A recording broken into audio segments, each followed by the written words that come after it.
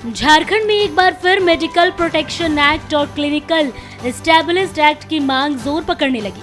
Jharkhand IMA भवन में IMA Jharkhand प्रदेश की एक बैठक हुई। इस बैठक में डॉक्टरों की समस्या पर चर्चा की गई।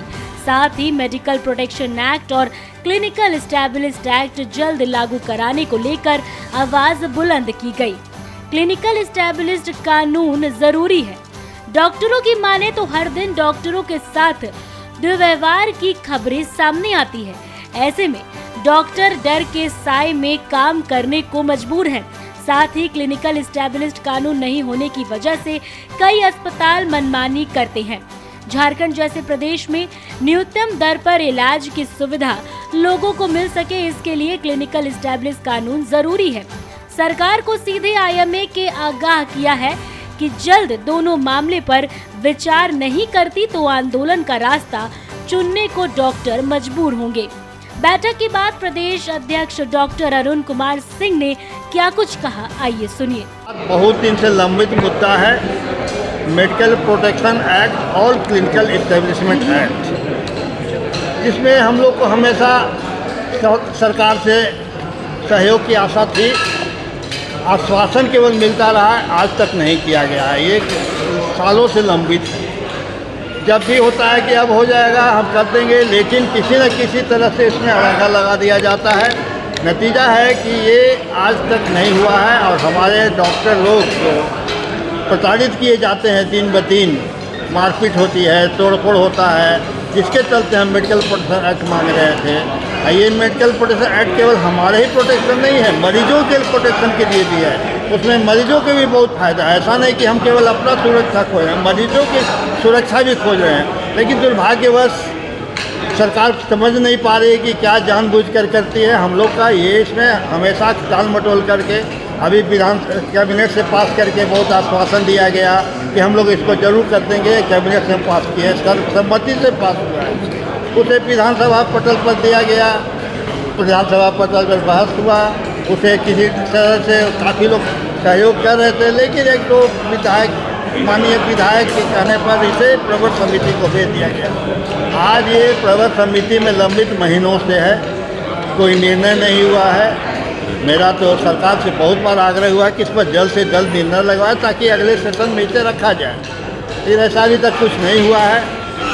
स्वास्थ्य मंत्री जी से बहुत हम लोग सहयोग की अपेक्षा करते हैं, उनसे मिलता भी रहा है। ऐसा नहीं कि उनसे सहयोग नहीं मिला है, बहुत मिलता है।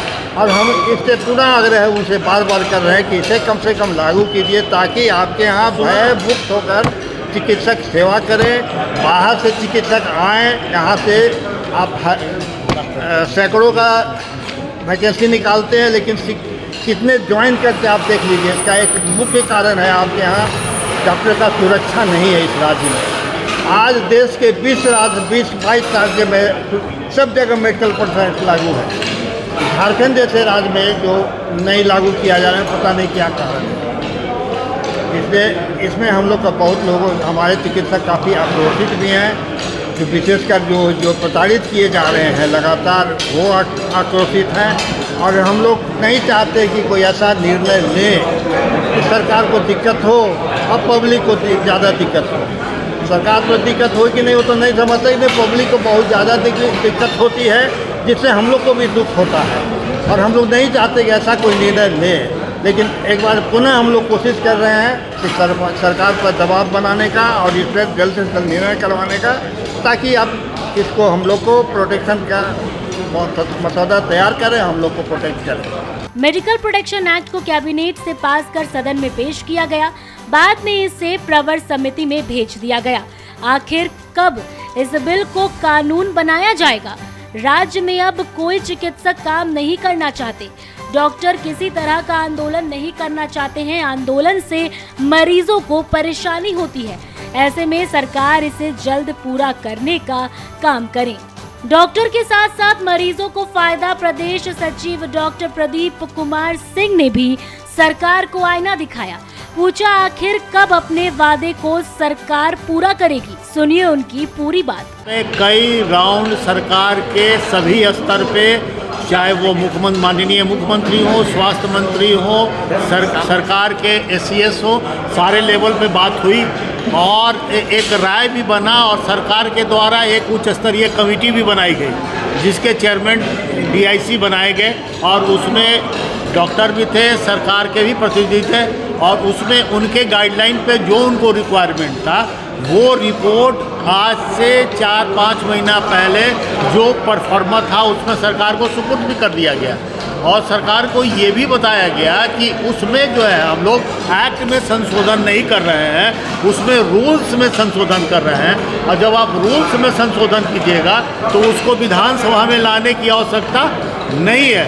सरकार ने भी कहा कि हम इसको यथाशीघ्र करने जा रहे हैं, लेकिन 5 महीने के बाद आज भी वो वैसी स्थिति में ही पड़ा हुआ है। अब इसका नुकसान कहाँ हो रहा है? झारखंड जैसे राज्य में जहाँ ये क्लिनिकल एस्टेब्लिशमेंट एक्ट जो बना है वो कॉर्पोरेट कल्चर के लिए है, अगर इसको कड़ाई से लागू कर दिया जाए तो सिर्फ बड़े अस्पताल और सरकारी अस्पताल ही बचेंगे और बाकी जितने डॉक्टर के क्लिनिक और छोटे अस्पताल वो सारे समाप्त हो जाएंगे। तो इसके पूर्व में जब चीफ सेक्रेटरी के साथ बैठक हुई थी तो उन्होंने खुद स्वीकार किया था कि ये जो 5,000 में इलाज है वो 5 लाख में हो जाएगा और झारखंड जैसे राज्य में ये संभव नहीं है। दूर दराज में जहाँ इनके बड़े बड़े अस्पताल नहीं हैं वहाँ सारे अस्पताल बंद हो जाएंगे, जनता में त्राहिमाम हो जाएगी। लेकिन सरकार इस गंभीर स्थिति को नहीं समझ रही है और ये आप लोगों के माध्यम से पुनः सरकार से आग्रह है कि आप क्लिनिकल एस्टेब्लिशमेंट एक्ट में यथाशीघ्र आप निर्णय लें, नहीं तो इतनी भयानक स्थिति आने वाली है कि जनता त्राहिमाम करेगी। ये जनहित में निर्णय है कि जो जनता का इलाज 5,000 में संभव होगा वही इलाज फिर 5 लाख में हो जाएगा। तो अगर जनता के हित में सरकार सोचती है और जनहित में अगर निर्णय लेना चाहती है तो हम लोगों का जो था कि 50 अन्य राज्यों की तरह हरियाणा, उत्तर प्रदेश, सब राज्यों की तरह कि 50 बेड और एकल क्लिनिक हो बिहार में भी, कि इसको इससे मुक्त रखा जाए। तो सरकार इस पर निर्णय ले। आप ठीक है, आप कहते हैं कि मैं करूँगा, लेकिन होता है ना कि निर्णय लेने में कहीं देर इतनी नहीं हो जाए कि फिर सारे राज्य में चिकित्सा सेवा में अंधेर हो। इसलिए सरकार इसमें यथाशीघ्र निर्णय ले, आपके बाद में संशोधन। और अगर नहीं लेती है तो फिर डॉक्टर क्या करेंगे? डॉक्टर अपने सारे क्लिनिक बंद कर देंगे क्योंकि वो चला नहीं सकते हैं ना, संभव नहीं है। एकल क्लिनिक बंद हो जाएगा। यहाँ पर जो है ये एक बहुत बड़ी विडंबना है कि सिविल सर्जन के पावर DC को दे दिया गया है। अब जो निर्णय तुरंत हो जाना चाहिए था, अब जैसे PCPNT एक्ट में अभी अब मीटिंग में बहुत सारी बात होती है कि 1-1 साल से लोग अप्लाई किए हुए हैं, सारा जो क्राइटेरिया पूरा करने के बाद फिर भी उनको जो है अभी तक लाइसेंस क्यों? क्योंकि उपायुक्त महोदय को समय नहीं मिल रहा है। तो जो पहले सिविल सर्जन लेवल पे होता था, काम सुचारू रूप से होता था, सिविल सर्जन आपके स्वास्थ्य सेवा के हेड हैं, आप उन पर विश्वास कीजिए ना। अपने पदाधिकारी पे आप विश्वास करना सीखिए ताकि आपका काम सुचारू रूप से चले। आप हर चीज़ को में उपायुक्त मेडिकल फील्ड में, टेक्निकल फील्ड में क्या जानेंगे? हम लोग तो यही कहते आए हैं ना कि हमारा जो डायरेक्टरेट है, हमारा डायरेक्टरेट अन्य राज्यों की तरह यहाँ से डिफंग है डायरेक्टरेट। आप डायरेक्टरेट को पावर दीजिए ना निर्णय लेने का। हर चीज़ को आप एक जगह लाकर रख दीजिएगा तो विलम्ब होगा ही, और निर्णय में विलम्ब से ही देरी होती है और लोग लाभ से वंचित होते हैं। 5 दिन का जो लाभ मिलना चाहिए वो महीनों लग जाता है। जैसे बताया ना कि पहले 1 सप्ताह में PCPNT एक्ट में का निर्णय हो जाता था, अल्ट्रासाउंड का निर्णय होता है, अब साल भर में भी नहीं हो रहे हैं। तो सरकार ऐसे सब जगह जो है सरकार जनहित में निर्णय लेती है और आप सिर्फ उपायुक्त के आपके सिविल सर्जन पे सरकार को विश्वास नहीं रह गई है। मैं आपके माध्यम से सरकार से ये पूछना चाहता हूँ। वहीं डॉक्टरों का कहना है कि क्लिनिकल एस्टैब्लिश्ड एक्ट में सरकार जल्द निर्णय नहीं लेती तो एक त्राहिमाम जैसी हालत हो जाएगी। जो इलाज 5,000 में हो रहा है वो 5 लाख में होने लगेगा। समय रहते सरकार काम करे, अन्यथा जनता इसका परिणाम भुगतेगी। रांची से समीर हुसैन की रिपोर्ट।